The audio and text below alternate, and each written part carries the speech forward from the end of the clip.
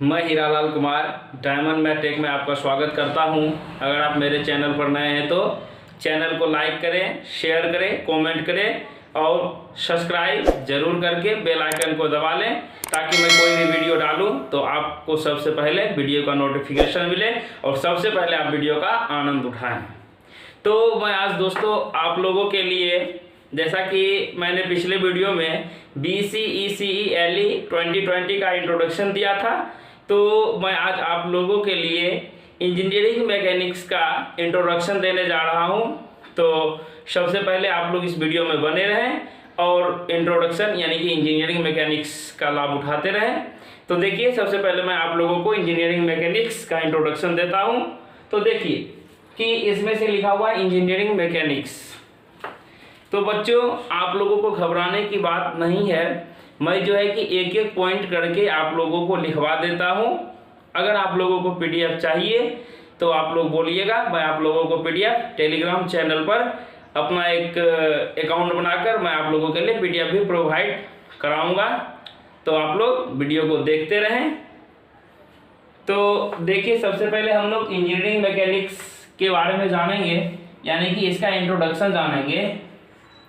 देखिए, इंट्रोडक्शन लिख लीजिएगा सबसे पहले।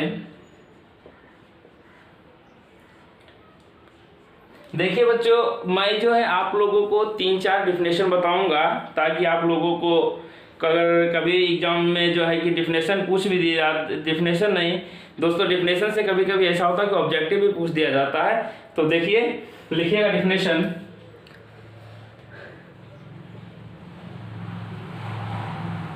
लिखिए, engineering mechanics is the branch of science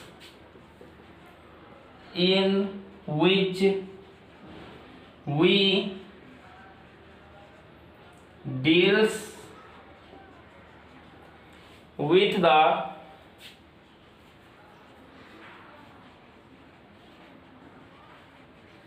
behavior of a body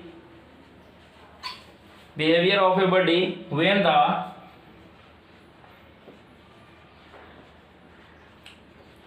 body is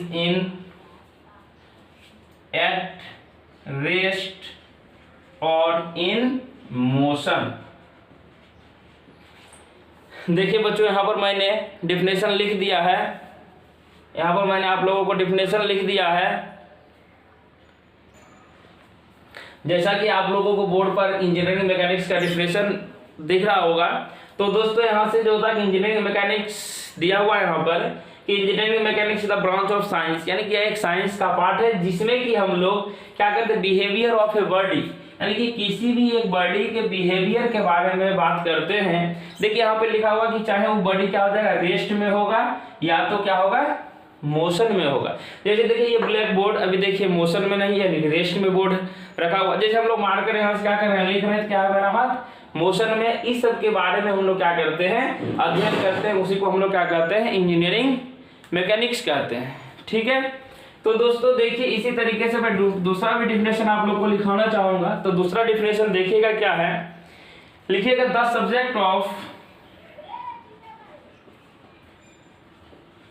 subject of engineering mechanics is that branch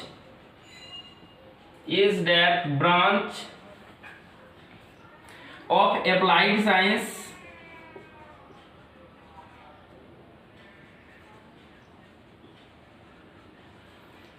science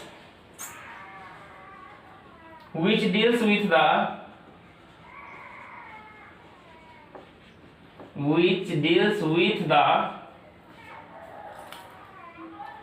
laws and principle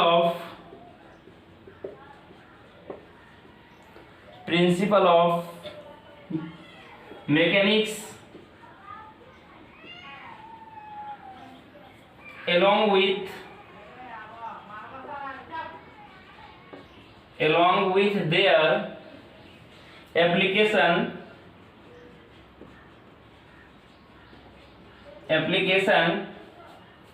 to engineering problems।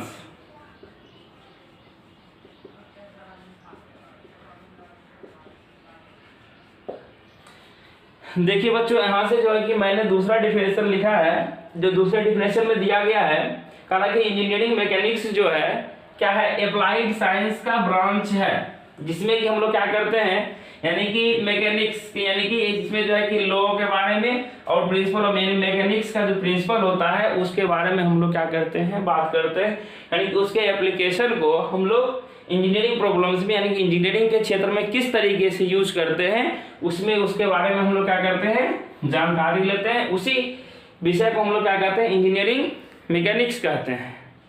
तो देखिए बच्चों, तीसरा डिफिनेशन भी मैं आप लोग को बता देना चाहूंगा।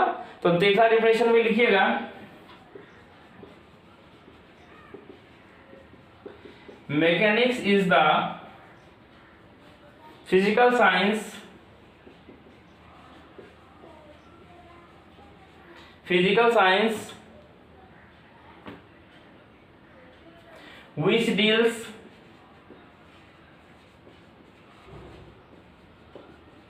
which deals with the effect of forces on object।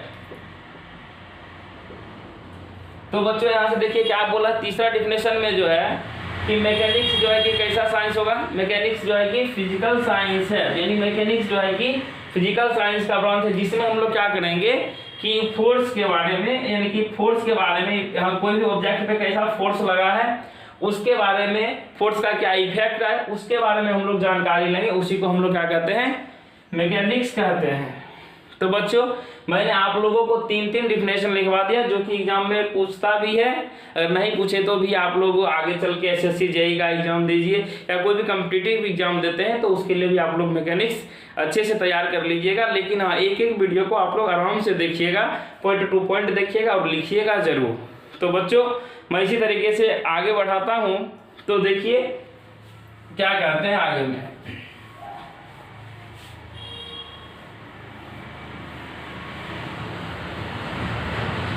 देखिए आगे जो दिया हुआ है, देखिए यहाँ से हम लोगों को जानना है कि आखिर जो है कि इंजीनियरिंग मैकेनिक्स का जरूरत कहाँ पे होता है। तो जैसा कि बच्चों हम लोग जानते हैं कि इंजीनियरिंग मैकेनिक्स का जो है कि जरूरत जो होता है कि सबसे ज्यादा इंजीनियरिंग क्षेत्र में, यानी कि एक इंजीनियर को होता है। जैसे कि मानिए आप लोग पढ़ लिए और जाइएगा इंजीनियरिंग क्षेत्र में काम करने के लिए, तो काम करने में आप लोगों को प्लानिंग की जरूरत पड़ेगी, उसका डिजाइनिंग करना पड़ेगा, उसका कंस्ट्रक्शन करना पड़ेगा। अब देखिए उसी तरीके से अलग अलग स्ट्रक्चर बनाना पड़ेगा, हो सकता है मशीन का उसका प्लानिंग करना पड़े।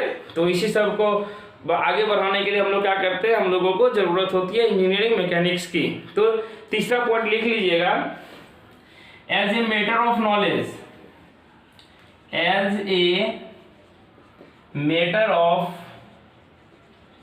knowledge of engineering mechanics, engineering mechanics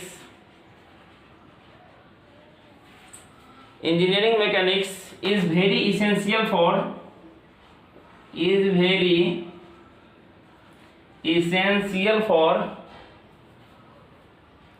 an engineering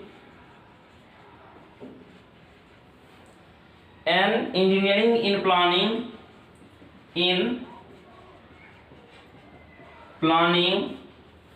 comma लिखेगा,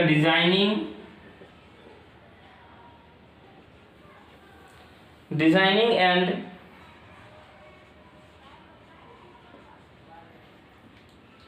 construction of his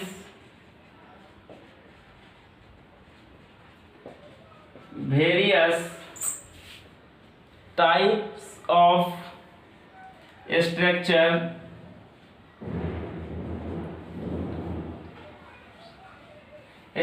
and machines। देखिए बच्चों, मैंने यहाँ से आप लोगों को बता दिया कि हम लोगों को इंजीनियरिंग मैकेनिक्स का नॉलेज क्यों होना चाहिए। एक हम लोग इंजीनियरिंग करते हैं, चूंकि हम लोग को प्लानिंग करना पड़ता है, डिजाइनिंग करना पड़ता है, और कोई भी चीज़ का कंस्ट्रक्शन, चाहे वो कहते हैं स्ट्रक्चर हो या कोई भी चीज़ मशीन का हम लोगों को कंस्ट्रक्शन करना पड़े, उसमें ज़रूरत होता है। इसलिए हम लोगों को इंजीनियरिंग मैकेनिक्स की नॉलेज की ज़रूरत होती है। तो इसी तरीके से देखिए, इसका जो है कि हम लोग एक चीज़ जानना चाहेंगे कि आखिर जो है कि मैकेनिक्स का स्कोप कहाँ तक है। तो दोस्तों एक नोट करके, यानी डबल स्टार ट्रिपल स्टार भी लगा दीजिएगा, लिख दीजिएगा सीधी सीधी शब्दों में कि no other subject plays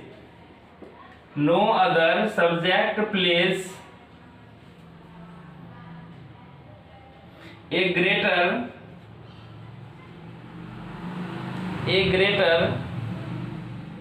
role in engineering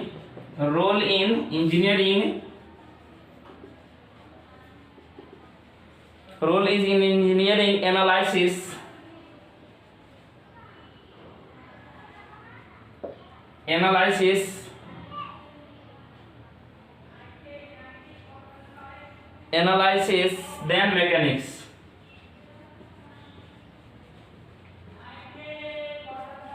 देखिए यहाँ से साफ साफ शब्दों में लिख दिया गया है कि जिस तरीके से आप लोगों को इंजीनियरिंग एनालिसिस करने में मैकेनिक्स का अहम रोल होता है, उस तरह का किसी भी दूसरे सब्जेक्ट का नहीं होता है।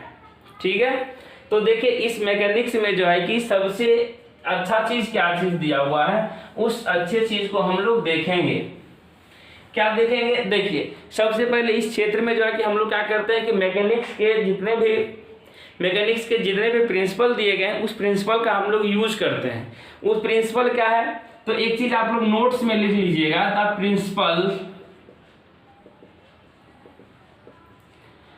Principles of mechanics are few but they have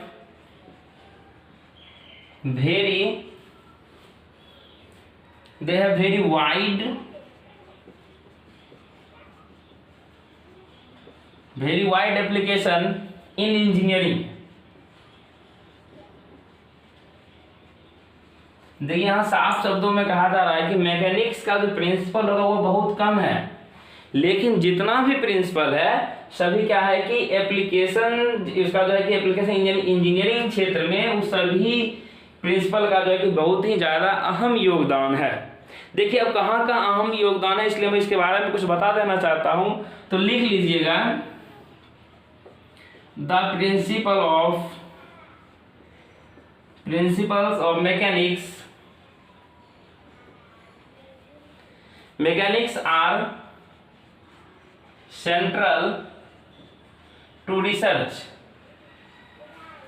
central to research and development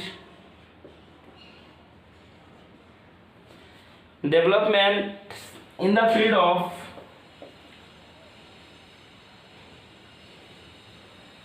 of vibration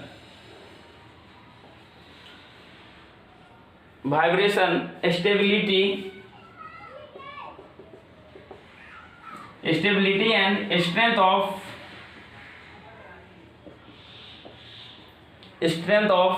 structure and machines,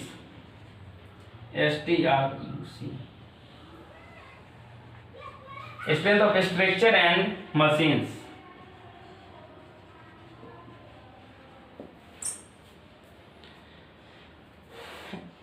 उसका लिखेगा robotics,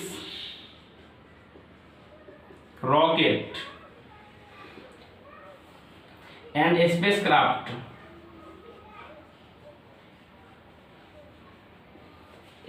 spacecraft design, automatic control, electrical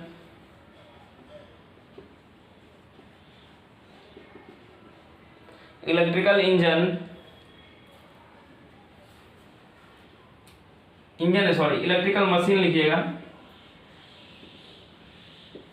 electrical machines, engine performance,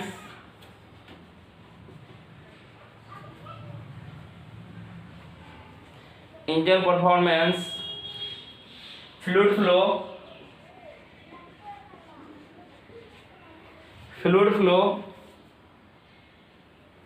and apertures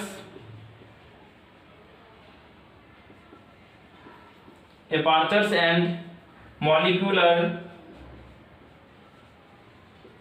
atomic and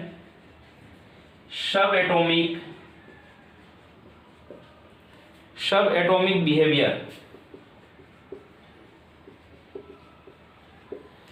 देखिए बच्चों, यहाँ जो हम लोगों ने अभी देखा क्या कि जितना भी प्रिंसिपल है मैकेनिक्स का, वह जो कि सबसे पहले लिखा हुआ सेंट्रल टू रिसर्च, यानी कि जहाँ पर जो रिसर्च जो हम लोग स्टार्ट करते हैं उसका सेंट्रल पॉइंट डेवलपमेंट, यानी कि उसका हम लोग डेवलपमेंट यानी विस्तृत रूप से सोचते हैं। फील्ड ऑफ वाइब्रेशन, यानी कि वाइब्रेशन के बारे में, जैसे आप लोग कभी कभी पुल पे जाते हैं देखते हैं वाइब्रेट करता है, यानी ऊपर नीचे क्या होता है वाइब्रेशन होता है, उस वाइब्रेशन के क्षेत्र में हो गया। या स्टेबिलिटी, कोई चीज का स्ट्रक्चर, मशीन का स्ट्रेंथ बढ़ाना हो या स्टेबिलिटी बढ़ाना हो, रोबोटिक्स के क्षेत्र में हो गया, रॉकेट हो गया, स्पेस क्राफ्ट डिजाइन हो गया, ऑटोमेटिक कंट्रोल, आप लोग खुद देखे होंगे ऑटोमेटिक कंट्रोल मशीन कैसा होता है, इलेक्ट्रिकल मशीन हो गया, इलेक्ट्रिक से चलने वाला मशीन, इंजन परफॉर्मेंस, जैसे कि आप लोग इंजन परफॉर्मेंस कहने का मतलब हुआ आप लोग जैसे इफिशियंसी निकालते हैं कि यह मशीन कितना आउटपुट हम लोगों को दे रहा है, उसके बारे में। जैसे फ्लूइड फ्लो हो गया, एंड करता है कि एपार्चर, उसके एपार्चर फॉर मॉलिक्यूलर, एटॉमिक एंड सब एटॉमिक बिहेवियर के बारे में हम लोग इसमें बात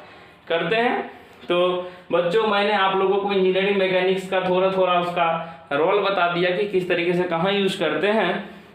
तो अब हम लोग डायरेक्टली पॉइंट पे चलेंगे। लेकिन बच्चों देखिए, अगर मैं चाहता तो डायरेक्टली आप लोगों को जो सिलेबस दिया हुआ था लेटरल एंट्री का, मैं वहां से भी स्टार्ट कर सकता था। लेकिन आप लोग मैंने ये सोचा कि आप लोग एक मैकेनिक्स को पढ़ रहे हैं तो एक सीक्वेंस से पढ़ लीजिए, ताकि अगर आप लोगों को कहीं भी इंटरव्यू में भी देने जाएं, अगर क्वेश्चन पूछा जाए तो कभी भी आप लोग आंसर देने से पीछे नहीं हटेंगे।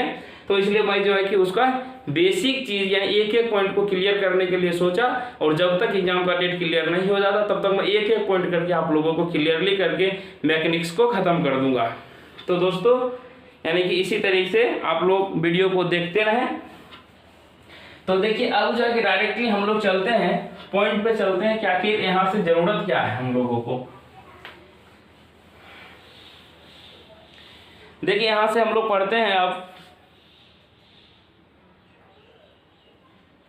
हेडिंग डाल लीजिएगा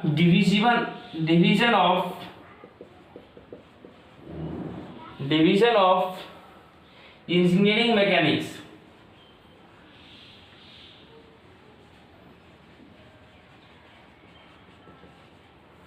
देखिए, यहाँ कहा था कि इंजीनियरिंग मैकेनिक्स का डिवीजन, यानी कि इंजीनियरिंग मैकेनिक्स को कितने भागों में बांटा गया है। तो लिखिएगा इसका, यहां से लिख दीजिएगा it may be divided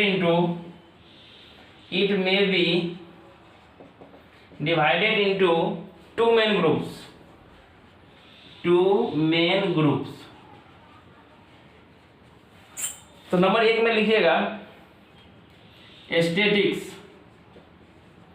statics and दूसरा में लिखिएगा डायनामिक्स। क्या लिखिएगा दूसरा में? डायनामिक्स। तो बच्चों, हम एक एक करके अभी आप लोगों को बताएंगे कि आखिर स्टैटिक्स क्या होता है। तो एक नंबर हेडिंग डालिएगा, लिखिएगा स्टैटिक्स के बारे में, लिखिएगा it is the branch of engineering science, it is the branch of engineering mechanics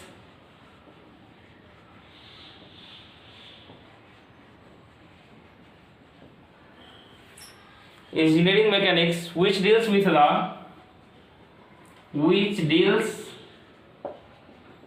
with the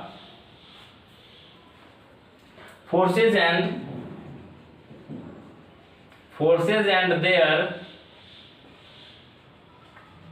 effects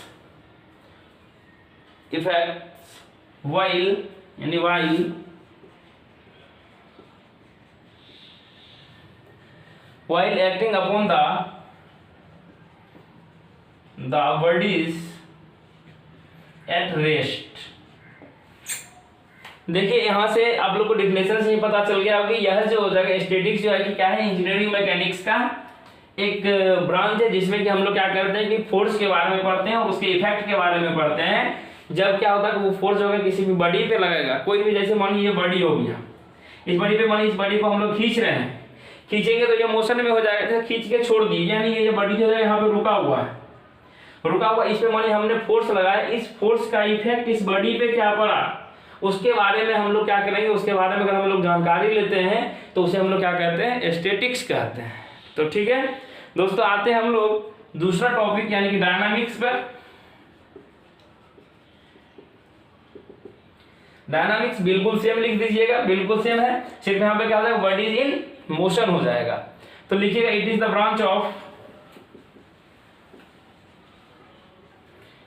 branch of engineering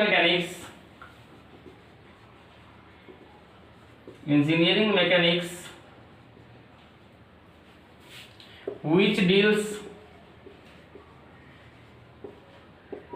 with the forces and their effects while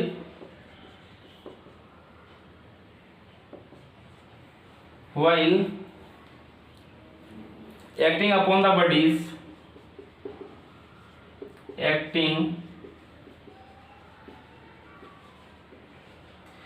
the bodies in motion। देखिए बच्चों, same to same काम करना है हम लोग, इसमें भी force और उसके इफेक्ट के बारे में बात करते हैं, लेकिन बॉडी कैसा होना चाहिए, मेरा कोई भी बॉडी है वो क्या होना चाहिए, मूव में, यानी कि बॉडी जो होना चाहिए हमेशा मोशन में होना चाहिए, यानी कि गति में होना चाहिए, तब उसके बारे में, इस पर कितना फोर्स का इफेक्ट हुआ उसके बारे में हम लोग जानकारी लेंगे, तो उसी को हम लोग क्या कहते हैं, डायनामिक्स कहते हैं। मुझे उम्मीद है कि बच्चों आप लोगों को यह सब टॉपिक बिल्कुल आसान है और आसानी से आप लोगों को समझ में आ गया होगा। तो देखिए हम लोग चलते हैं आगे बच्चों। यहाँ से स्टैटिक्स यानी कि रेस्ट में जब रहता है बॉडी तो उसको तो हम लोग आसानी से पढ़ लेते हैं, बिल्कुल आसानी से, लेकिन देखिए मोशन में बॉडी रहता है, उसको फाइंड करने के लिए हम लोगों को थोड़ा सा कठिनाई, डिफिकल्टीज का फेस करना पड़ता है। तो लेकिन देखिए यहाँ से हम लोग क्या करेंगे कि डायनामिक्स, अब जाए कि डायनामिक्स को दो भागों में बांटा गया, तो लिखिएगा डायनामिक्स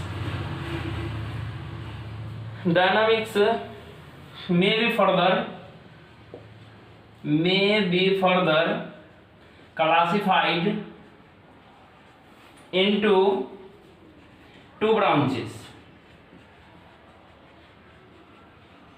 यानी कि देखिए इसको जो है कि डायनामिक्स को दो भागों में बांटा गया, एक बांटा गया काइनेटिक्स, एक बांटा गया आपको काइनेटिक्स, लिखिएगा ये काइनेटिक्स एंड दूसरा लिखिएगा काइनेमेटिक्स। देखिए बच्चों नाम तो बिल्कुल सेम लगता है, दो तीन अक्षर का डिफरेंस है, लेकिन बच्चों इसमें से आप लोगों को अच्छे से पढ़ना होगा, क्योंकि इस दोनों से जो है कि एक ऑब्जेक्टिव क्वेश्चन आप लोग को एग्जाम में हर हालत में पूछा जाता है। तो देखिए मैं काइनेटिक्स का डिफिनेशन लिखता हूं, लिखिएगा काइनेटिक्स का definition, kinetics which deals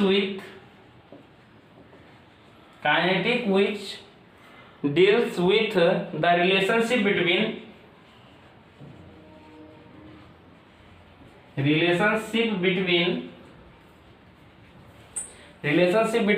forces and resulting motion of bodies on which they act। यानी कि देखिए बच्चों इसमें जो है काइनेटिक्स में हम लोग क्या करेंगे, यानी कि क्या चीज करेंगे हम लोग, फोर्स और रिजल्टिंग मोशन, यानी कि फोर्स और मोशन के बीच जो बॉडी पे जो एक्ट यानी बॉडी पे लगा हुआ है उस दोनों के बीच का रिलेशनशिप को हम लोग फाइंड करेंगे, किसमें करेंगे, काइनेटिक्स में करेंगे। अब देखिए काइनेमेटिक्स में हम लोग क्या करते हैं, देखिए kinematics which deals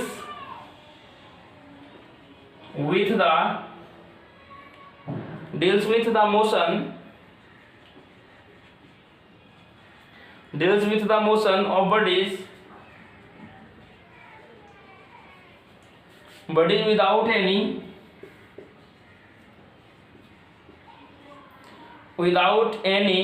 reference to the cause of motion।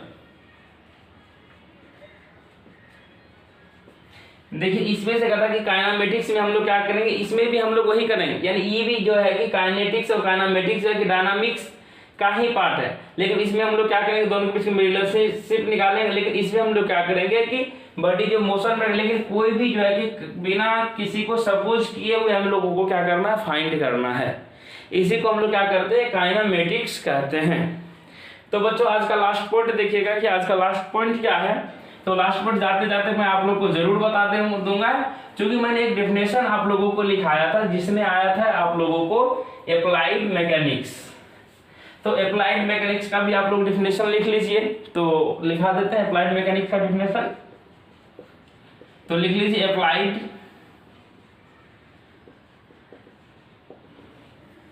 Mechanics, लिखिएगा the branch of science,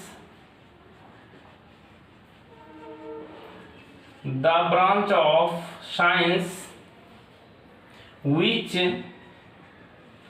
deals with the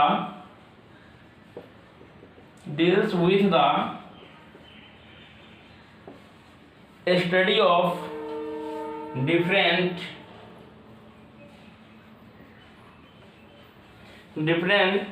laws of mechanics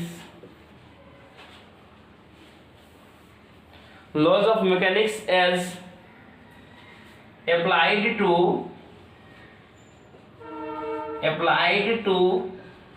solution of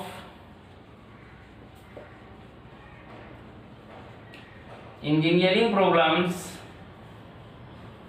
is called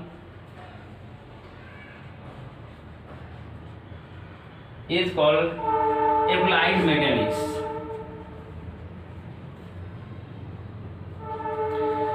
तो जैसा कि बच्चों आपने देखा यहाँ पे लिखा हुआ है कि इंजीनियरिंग मैकेनिक्स जो है कि साइंस का एक ब्रांच है जिसमें कि हम लोग क्या करते हैं, स्टडी ऑफ डिफरेंट लॉज। जैसे कि आप लोग लॉ देखे होंगे, जैसे Newton first law, Newton second law, gravitational law, यानी अलग अलग लॉ के बारे में देखे होंगे।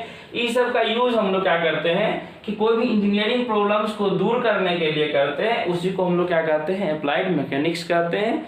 तो बच्चों मुझे विश्वास है कि आप लोग का यह सेशन बहुत ही अच्छा लगा होगा। अगर अच्छा लगा तो कमेंट करेंगे, शेयर करेंगे और लाइक करेंगे और अपने दोस्तों में भेजेंगे और बोलिएगा उसको चैनल को सब्सक्राइब करने के लिए, ताकि मैं और मोटिवेट हूँ आप लोगों से और आप लोगों को वीडियो को काफ़ी कंटिन्यू आगे तक बढ़ाता रहूँ। तो दोस्तों आज का वीडियो यहीं तक। थैंक यू, धन्यवाद, जय हिंद, जय भारत।